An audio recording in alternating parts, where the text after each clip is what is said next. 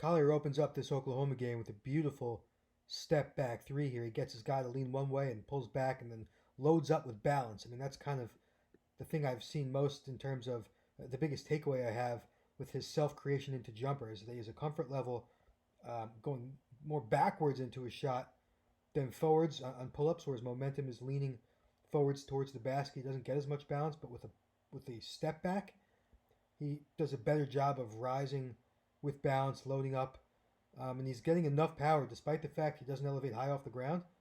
You know, he's generating enough power to connect here from a couple feet behind the college arc. That's NBA range.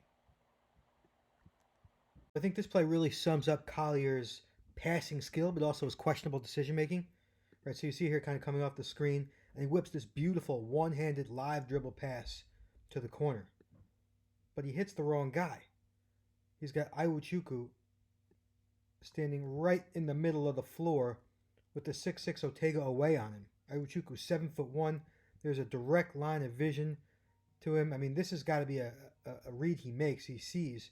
But instead he maybe settles for maybe a flashier pass to the corner where there just really wasn't as much of an angle for his guy, and he gets called. I like this drive and dish here from Collier, although a very good cut and timely cut from Kobe Johnson.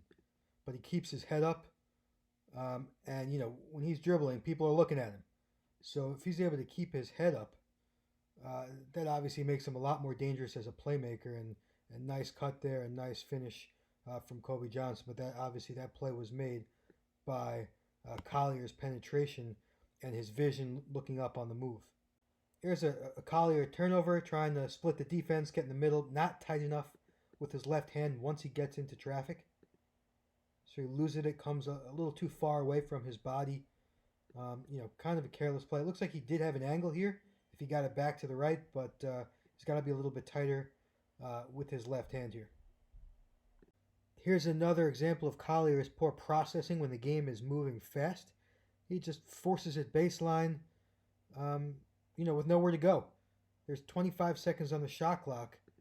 No reason to be so sped up. He's got to find a way to kind of slow down, process the game.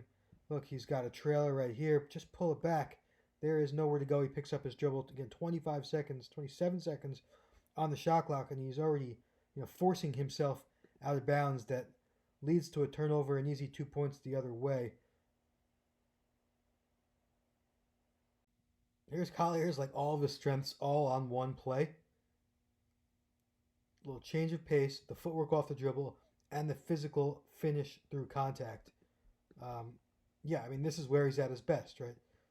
Again, good pace to the drive, change of speeds a little bit right there with the hesitation. The step through shows off his footwork off the dribble, and the finish through contact. I mean, that's everything he's good at on one drive.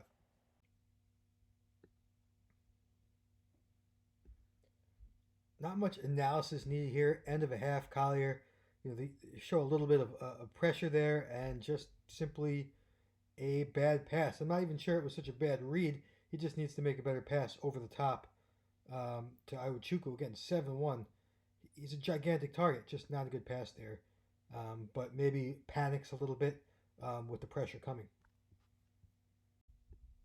I've seen Collier do this a couple times. He gives it up a little bit too early on the break. You can call this maybe a lack of feel. I mean, maybe questionable decision making, but more feel. Like here, he's got an opportunity, right? I think what he needs to do here is get towards the middle, right? You got to really collapse the defense. And to the right, bottom right, you have Rodman in the corner for a three. Here, he kind of hesitates here with this little step here and gives it up way too early. I mean, this has got to be, he's got to get into the middle of the defense here. And he has the ability to kind of beat this guy, and he gives it up early. And if he beats that guy, then he collapses the defense and he's got wide open shooters. I think he just, you know, he doesn't have the greatest feel when things are going.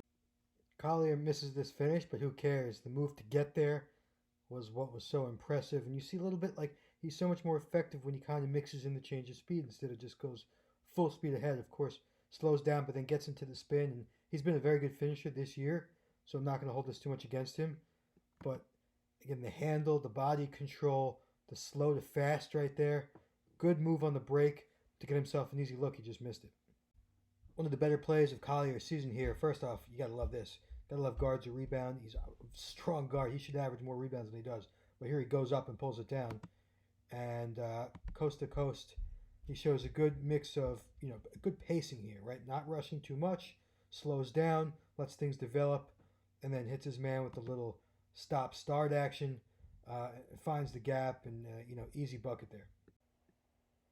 One of Collier's biggest strengths is his physical strength, the ability to play through contact. It's also one of his biggest weaknesses.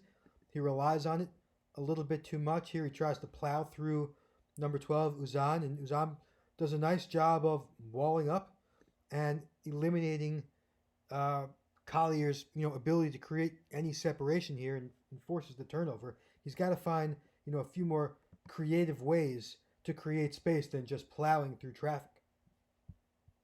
Collier's kind of feeling himself here after a step back three. Looks like he predetermines this pull up, hunts it down without showing any kind of recognition to the right that he's got Boogie Ellis wide open, excellent 3-point shooter on the wing. Kobe Johnson wide open in the corner. A little bit of a tunnel vision here from Isaiah Collier. Not that this is such a bad shot, but there are obviously better options if he just surveys the floor. Kind of looks once to his right where he's got shooters. Nice example here of the good and the bad with Collier. You see this quick move on the fly, and then another turnover that unfortunately quickly turns into an easy two the other way. That's a big 4-point swing, right? Like, so just going back, it's almost sometimes he wants to make the flashy play over the right read, and he just didn't really have a plan here. It was just kind of go as fast as he can, with again no plan, no slow it down. There was no change of pace here. It was just full speed ahead. And maybe if he stopped a little bit and kind of knew it was around him, he had a trail shooter right here. He didn't necessarily even have to pick up his dribble. He could have kind of probed around here and found a guy over here. So again, this is just not processing great at full speeds. It does highlight again his change of direction, his ball handling, which is impressive. But again, this was an opportunity to get a fast break bucket, and it turned into 2 points the other way at the end of a half. Coaches hate this.